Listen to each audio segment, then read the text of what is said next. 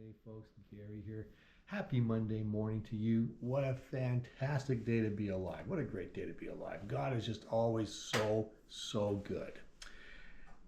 Hey, for this week, I'd like to talk about meeting with God, being close to God, being in His presence, not wanting to leave that presence, not wanting to rush off and do things, but lingering in His presence. So to do so, I'm going to start off with Exodus 33.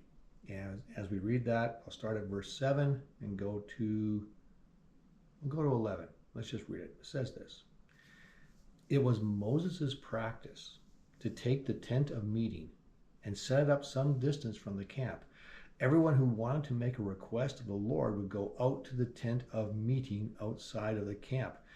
Now, the first thing I kind of noticed with this is the first verse, it's verse 7, is what the tent is called. It's called the tent of meeting. How many have ever heard, hey, we're going to have a church meeting, or we're going to have a meeting at the church, that kind of stuff. And in our minds, we think, okay, that's because we're all going to go there. We're all going to meet together, and then we're going to worship God, or we're going to do a business meeting, or we're going to have fun. We're going to play with the kids or something, whatever it might be. But we think of the meeting as we meet together. I don't think that's the impression here. I think when it says the tent of meeting is you go there to meet with God. It's meeting with God, not so much meeting with each other, but meeting with God. A specific place, a specific time, I'm going to meet with God. Now, of course, today for us, the Holy Spirit dwells inside of us, so it's not so much a specific location anymore.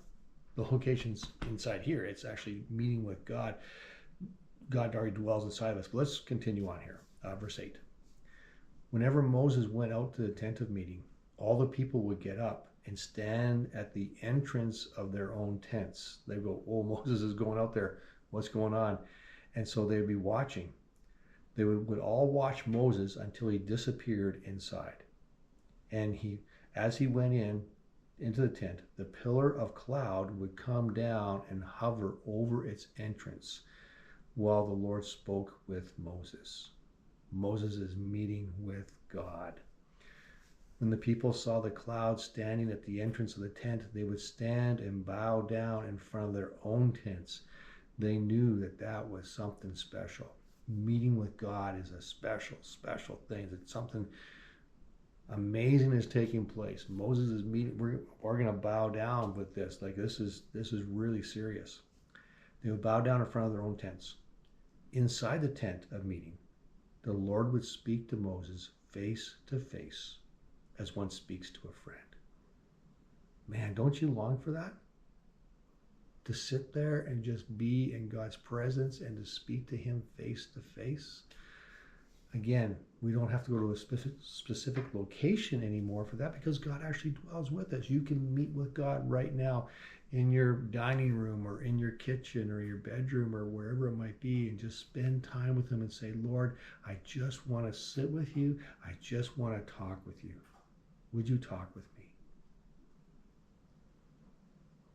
It says this Lord would speak to Moses face to face as one speaks to a friend. Afterward, Moses would return to the camp.